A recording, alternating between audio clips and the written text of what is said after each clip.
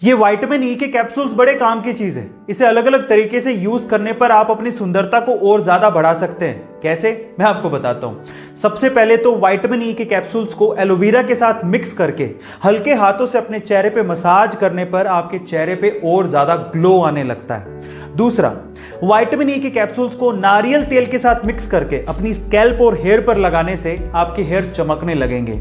और तीसरा, vitamin E के कैप्सूल्स को बादाम के तेल के साथ मिक्स करके अगर आप अपनी आंखों के नीचे लगाते हैं तो डार्क सर्किल चले जाएंगे थोड़ी दिनों में। गाइस, आपको ये हेल्थ टिप कैसे लगी कमेंट सेक्शन में जरूर लिखिएगा। और 5 ऐसी चीजें जिससे आपका दिन और कोशिश करें तो आपकी जिंदगी भी संवर सकती है। सबसे पहला, अगर आपको अपना मिजाज यानी कि मूड को ठीक करना है तो उसका सबसे अच्छा उपाय है एक्सरसाइज। दूसरा, अगर आपको अपना डिसीजन पावर और कंफ्यूजन का लेवल ठीक करना है तो उसका सबसे अच्छा उपाय है मेडिटेशन।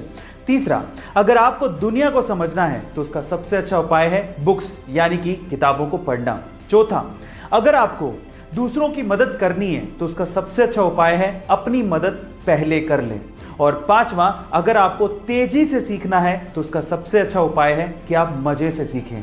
गाइस, आपको ये 5 सुझाव कैसे लगे कमेंट सेक्शन में जरूर लिखिएगा। ये घटना घटी दूसरे विश्व युद्ध के बाद, जब 1945 में जापान में एक लड़का अपने छोटे भाई की डेड बॉडी को अपनी पीठ पे लाद कर उसके अंतिम संस्कार का इंतजार कर रहा था।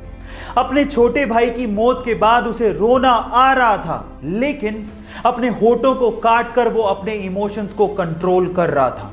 तभी एक गार्ड ने उस लड़के से कहा कि तुम ये भार मुझे क्यों नहीं दे देते। तो उसके बाद जो लड़के ने जवाब दिया वो जापान में इतिहास बन गया। उस लड़के ने कहा कि ये कोई सामान नहीं है, ये मेरा भाई है।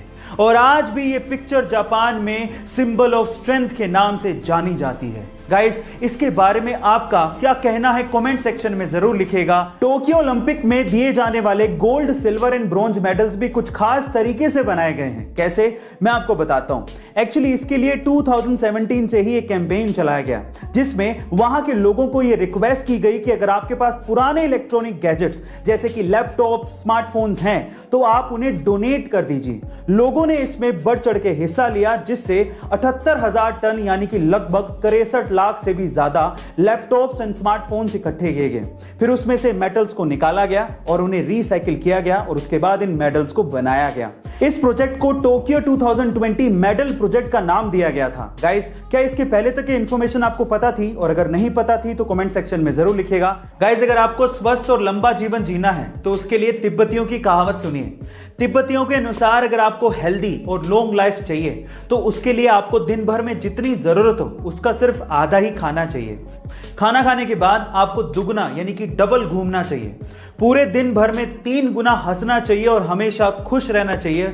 और सबसे इंपॉर्टेंट, दुनिया में हर किसी से अनगिनत प्यार करना चाहिए। अगर आप ये सारे काम करते हो तो आप हमेशा खुश रहोगे और लंबा जीवन जियोगे। गाइस, आपको तिब्बतियों की कहावत कैसी लगी कमेंट सेक्शन में जरूर लिखिएगा। और ऐसे अमेजिंग वीडियोस के लिए शेयर, सब्सक्राइब एंड लाइक। मिलते हैं अगली वीडियो में।